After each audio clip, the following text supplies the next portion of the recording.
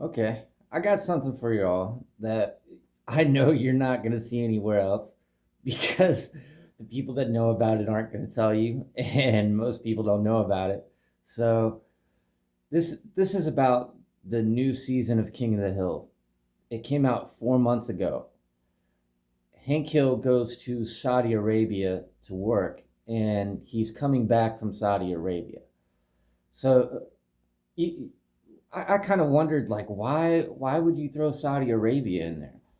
And I've watched it a couple times, but I haven't fully paid attention to it. And I put it on for background noise yesterday, and I happened to notice something in episode 5 that caught my attention, and then I realized what this whole season is about. So Hank is coaching. He's a referee for like a soccer games or whatever, and this makes Dale think that he's working for Saudi intelligence because he can't figure out why Hank would come back liking soccer. So he's really confused by this. And he thinks that he overhears a conversation where Hank is talking about assassinating the governor. So he decides he's going to kidnap Hank, and he throws him in the back of the van. And then when he gets back there, to like he brings him down to his basement or whatever, and like he shows Hank all tied up, and he pulls out some truth serum and a syringe, and he's about to ingest him with it. And Hank's like, "How do you know that's not going to kill me?" And he looks over and he says, "Because I already gave it to Bill." And Bill's like all messed up, laying in this chair, and he says he's scared, and he's like, "See, it works." So before he can adjust Hank with it, and he starts asking him if he saw the intelligence, he basically says Dale's right, and he actually was sent in by the United States government in order to get close to the Saudis. So Dale ends up thanking him for his service, and he lets him go. And then when they get back to the soccer match that he was supposed to be refereeing, Boomhauer had taken over. And by this time, it's in chaos. The two teams are fighting each other. And the reason why is because it's showing Hank Hill as Charlie Kirk. And without him there to be the referee, you end up with the Civil War. And I'll explain. Just hear me out, okay? And it gets really crazy. So Peggy is being called a honeypot in the episode because she represents Erica. Well, nothing really important happens until the end of the episode, where Dale thinks that he overhears him saying that he's going to assassinate the president, which again, there's going to be a third victim. That was the whole point in me making these videos, because I swear that's what's going to happen next. Anyway, so it still hasn't fully given it away yet. It's just kind of hinting at it. And then you get to episode 6. In episode 6, it shows Bill. Basically, he's working in a black barber shop, and he hung up a picture of Peggy, and he's telling him that she's his wife. And she ends up being intrigued by it, and she starts to play along with it. This is to show that they're not really married. And so King of the Hill, you have 4 main characters. Hank would be the capstone of the pyramid. This is 4 corners of the earth and the North Star. So every character actually represents a part of Hank.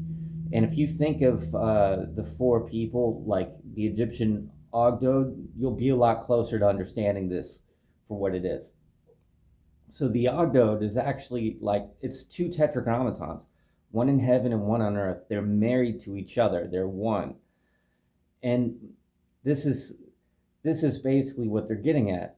But this is where it gets really interesting, because Bill's wife ran off on him. She's not there anymore. And Nancy is cheating on her husband. So in this episode, they decide to throw in that Connie's boyfriend might be cheating on her. All the characters are linked together, so you're going to see the traits kind of carry over. And then, so anyway, I'll come back to that in a second. So she's playing along, and this is to show that Erica and Charlie were not really married. Again, it's a honeypot. So they're showing this conflation in there just to throw that in there.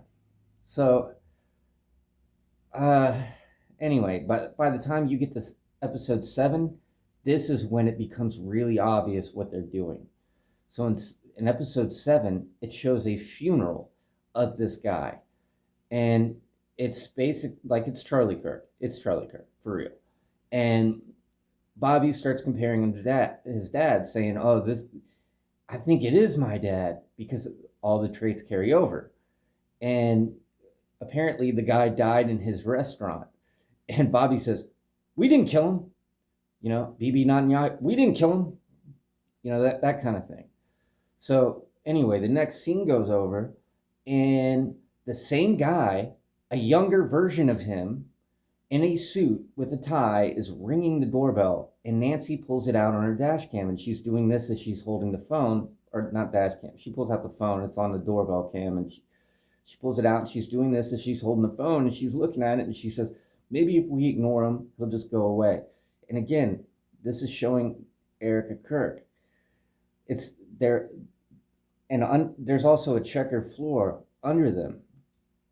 And like I said, all the characters are conflated together, so they all have like a part. They're all part of one another, and this is what alchemy is. It's just how they write the stories. The reason why they show Hank coming back from Saudi Arabia is because they're trying to pin everything that happened on 9/11 to Saudi Arabia. So there's this 9/11 link in there that's basically hidden. It's not completely spoken outright. And the reason why he's coming back is because his spy life is behind him. That's why they kill him, and then he comes back a younger version, which is literally the king's ritual. But there's this really crazy kind of interplay going on here. Even though he was joking, it was also being kind of serious. Like, he was a secret agent, not really in the show, but it's talking about Charlie Kirk. He was a secret agent, and then they kill him, and then basically he goes back to normal life. And this is why Hank comes back from Saudi Arabia to his hometown, because he's done with that life. So it's really interesting. And again, King of the Hill. It's the king's ritual. This is literally about Charlie Kirk. The whole thing, the whole season, probably. And I have to rewatch it now because this is just 5, 6, and 7 episodes. And when I caught that, I'm just like, holy shit. And this isn't something that's going to be put anywhere else. So, like, you're probably not going to see this anywhere else, is what I mean. Like, nobody else is going to be talking about this. But if you watch it, you'll see what I mean. It's pretty obvious. And Boomhauer is part of Hank also. So, he was the one that was refereeing, anyways. And you'll see more clues to that towards the beginning of the season, and especially in the older seasons. It's always there. Number codes, everything. Mike Judge is, anyways, without any further into that. So this is basically my takeaway from this. I think that Erica was Charlie's handler, and I think that Candace married into the aristocracy. I think that was her handler. Like, I think these are arranged marriages, and to make sure that they don't say anything too crazy. And you'll see this with celebrities sometimes too, because they get so much status and influence, they want to make sure that they can kind of keep them under control, and they don't do anything out of pocket. So this is probably what's happened. I mean, I've seen a picture of Charlie Kirk's family, and when you look up his father, and the picture there shows you it's not the same guy. So I don't know what that's about. It's hard to find real history for both of them. A little bit easier with her.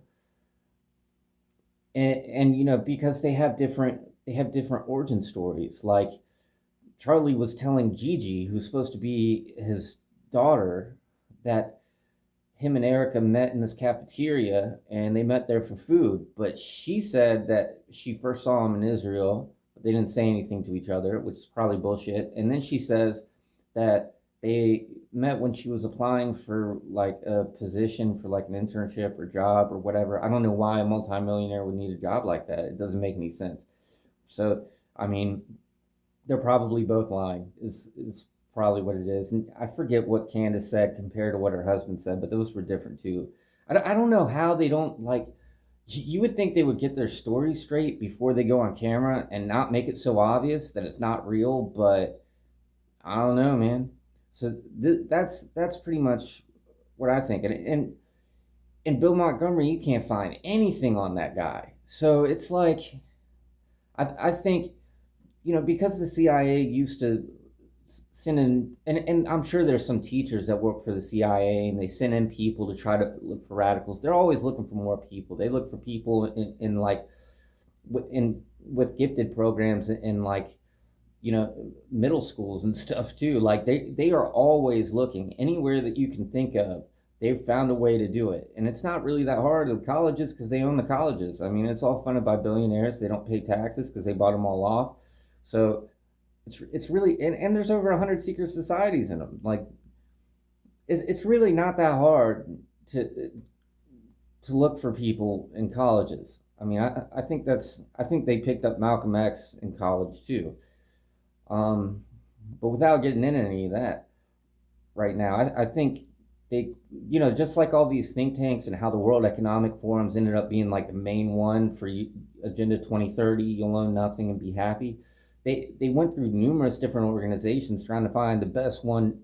So I think the same thing kind of applies here, is they created all these groups to try to go and radicalize these stupid college kids to get them to, like, basically to manipulate them, which is exactly what they did. This, like, the way that they're using religion, like this revival, and like it's just pretty obvious, right? So I mean, I think they had different groups that they had created right from the very beginning. Candace has always been in on it, and Charlie's always been in on it. People think that, oh, he just had an awakening in the last month of his life. He was literally a multimillionaire from this. Like, he made a shit ton of money. He knew what he was doing. He did it deliberately. He lied. He manipulated. And he probably stole money too. Like, I mean, these people, it's like you're dealing with like the most organized criminal empire on the planet. And you, like, why do you need an Epstein list? Just pay attention. Just pay attention. So anyway, I think right from the very beginning they were trying to do something like this, and for whatever reason they wanted to do it earlier and they weren't successful. I don't know if it's because the technology wasn't ready, the people weren't ready to go along with it, or what. But I mean, like, did you notice at the memorial they were using bulletproof glass? Just like they did with COVID, with those stupid plastic boards that did absolutely nothing besides look stupid. I mean, Erica didn't even stand behind it. She stood beside it looking at the crowd while they shot off fireworks, pretty much. So, I mean, it's stupid. But in order to do what they're doing, they need people to want to go along with it. So, I mean, and I saw this thing that Waldhar put out too, where they had one of their people dressed like Trump and they cut off the stomach and he had a squib and it was shooting out blood. So if he gets shot in the chest, I'm not even going to be surprised. But I swear they're going to do something like that. Tell me a better way besides to do that to the president, because they need an excuse, right? So if they can make it look like they killed Trump, and because they already made it look like that, people are going to be more willing to believe it. And if you believe it, you're more willing to be like, you're more willing to want whatever they're trying to do. And in this case, it's basically an AI system, and they want it global. So if the world happens to go into complete chaos for a third time because of the same people, I will not be surprised at all. And there's a lot more that I could say on that, but that's for another time. I just really wanted to share this because I did not expect it. It totally caught me off guard, and it's pretty crazy. So you should definitely watch it so you can see what I'm talking about.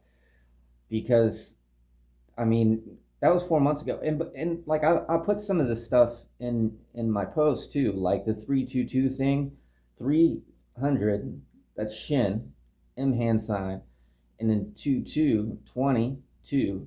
So two, as above, so below, and 22 is the number of wisdom. They built Giza on the 22nd parallel to the North Star, and they would use the 22nd parallel for navigation. It was really really popular. And don't forget 11 11, so 11 above, 11 below, and this was season 14, 7 above, 7 below. And not to mention, they also got all these young kids saying 6 7. Well, that's the sixth day and the seventh day. That's a new heaven and a new earth, and it comes from a freaking song about killing people. So I mean, there's all kinds of crap, man. But whenever you see 322, it's about a new heaven and a new earth. All of it pretty much is the same thing. So whenever you're seeing symbolism, you might as well just assume that's what's happening, because it is pretty much. It really is. So it's really really bizarre. But there was something else that I put in there, and I wanted to say something about. I can't remember what it was now. Let me think for a second. I'm gonna pause this. So the other thing was that they had purchased the stadium in May, pretty much. But that's really all I wanted to talk about. I gotta go. If you enjoyed this video, drop a like, leave me a comment. Let's get a conversation going on the videos, please, because nobody's commenting. And at this point, like, I'm hoping that I can keep coming up with things that you haven't seen anywhere else, like this video, because it's crazy. Anyways, watch King of the Hill season 14.